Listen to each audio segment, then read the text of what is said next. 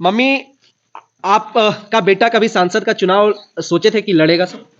सोचे थे नहीं, लेकिन सोच लिया, उसका मूड हो गया, सोच लिया था। मूड हो गया। हाँ। अच्छा, हम लोग सांसद योजनाओं का लाभ तो वक्त आ गया है एक ऐसे प्रत्याशी को चुनने का जो आपकी और हम लोग कोडरमा लोकसभा में हैं और आज एक ऐसे व्यक्ति के घर में हम लोग मौजूद हैं जो निर्दलीय कोडरमा लोकसभा के प्रत्याशी है।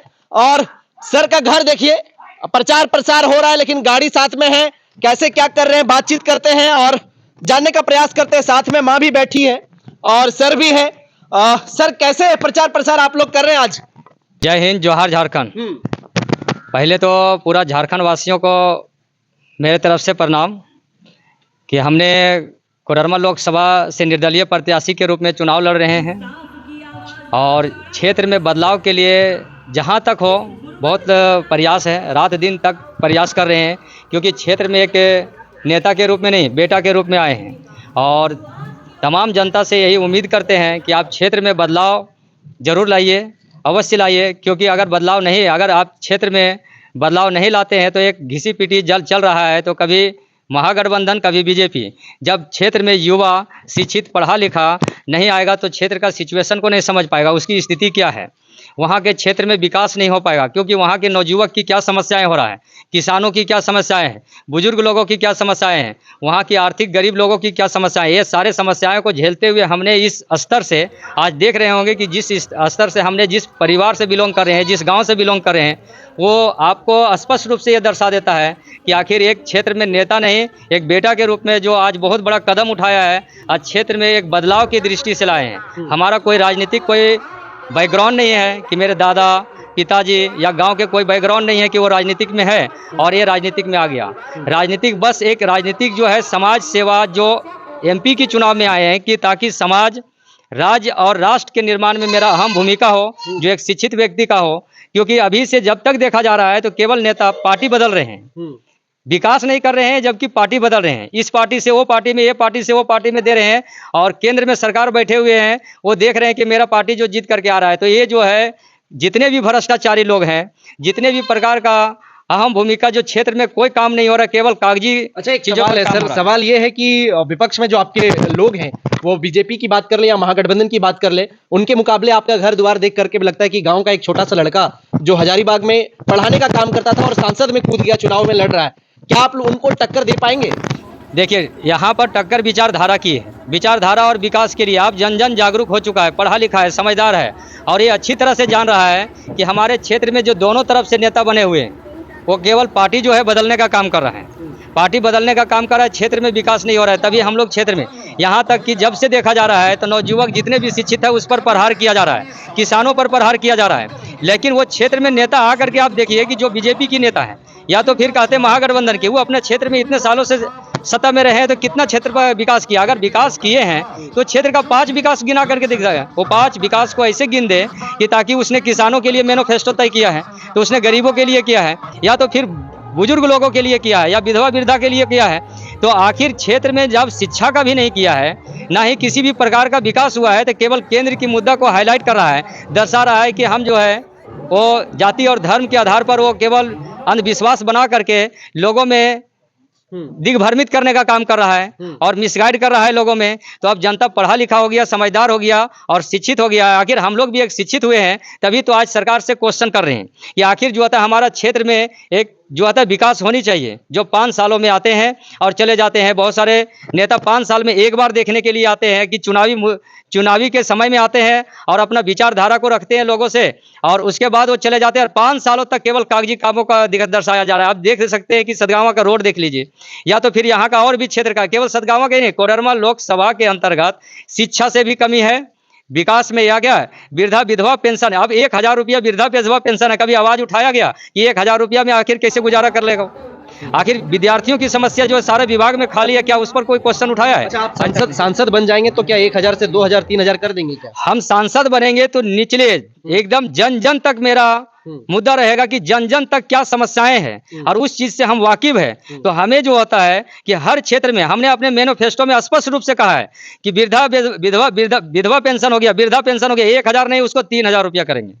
दूसरी बात है कि जितने भी किसान लोग हैं, उसे 5 केजी अनाज नहीं, वो क्षेत्र में विकास करने के लिए उसे एक डीजल के जो है मुफ्त में व्यवस्था करेंगे, क्योंकि संसाधन देंगे तभी क्षेत्र का विकास होगा। अच्छा सर, आपके पास आएंगे, आपके साथ आपके माता जी बैठी हैं, उनसे थोड़ा सा बातचीत करेंगे। बगल में गांव के लोग हैं, भाई लोग हैं, थोड़ा सा बातचीत करेंगे। अच्छा मम्मी, आप का बेटा कभी सांसद का चुनाव सोचे थे कि लड़ेगा सर?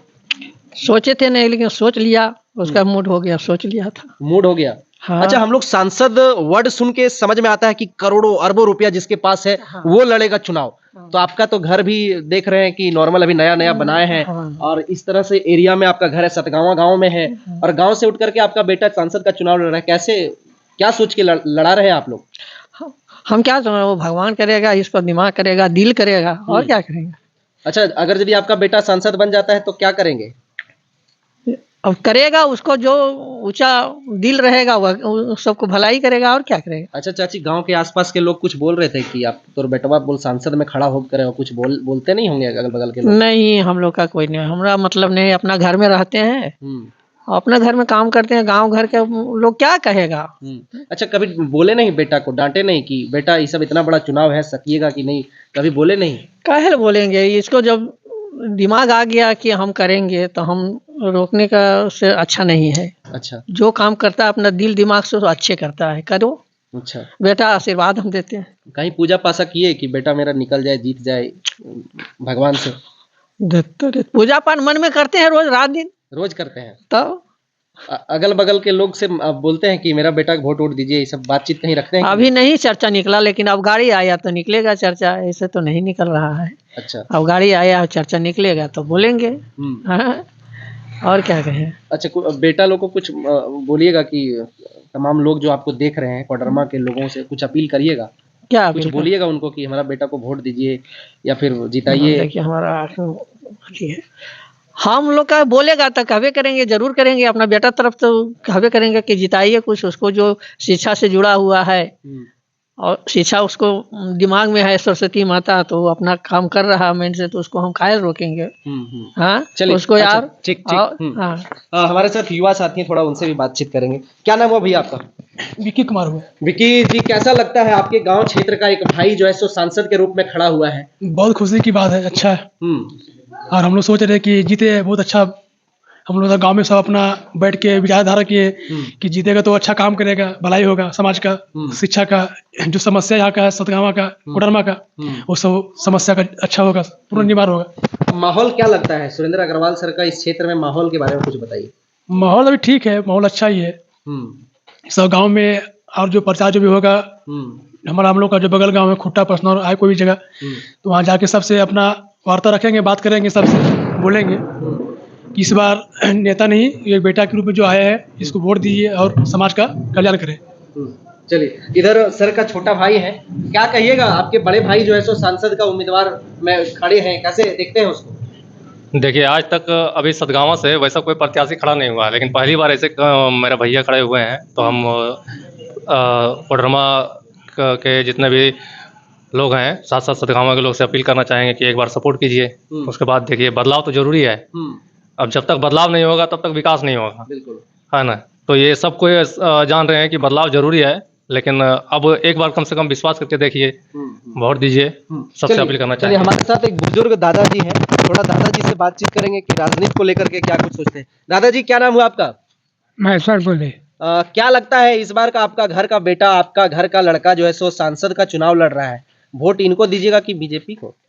अब ये खड़ा है तो इसे को दे, इन्हीं को। अच्छा, कोई आज तक आपके गांव से, आपके क्षेत्र से ऐसा लड़का निकला था क्या सांसद में खड़ा हुआ था जो गांव का? ऐसा तो कभी नहीं हुआ था, लेकिन ये एक भाई उठ गया, बढ़िया हुआ। बढ़िया हुआ। हाँ। अच्छा, गांव समाज में चर्चा होता है इनका? हाँ हाँ। क्या कहते हैं गांव के लोग, जिताएंगे इनको? हाँ, बढ़िया बोल रहा है, बढ़िया, ठीक है, खड़ा हो जाए, हम लोग वोट देंगे। सुरेंद्र अग्रवाल को वोट दीजिएगा? हाँ। इनका चुनाव चिन्ह जानते हैं? कहाँ है? वही पे बेबी वॉकर छापने बच्चा जो चलता है वो। और देखिए, बुजुर्ग है, दादाजी हैं, और अभी हम लोग सुरेंद्र अग्रवाल सर के घर में हैं। अंतिम प्रश्न इनसे लेते हुए हम लोग निकलेंगे।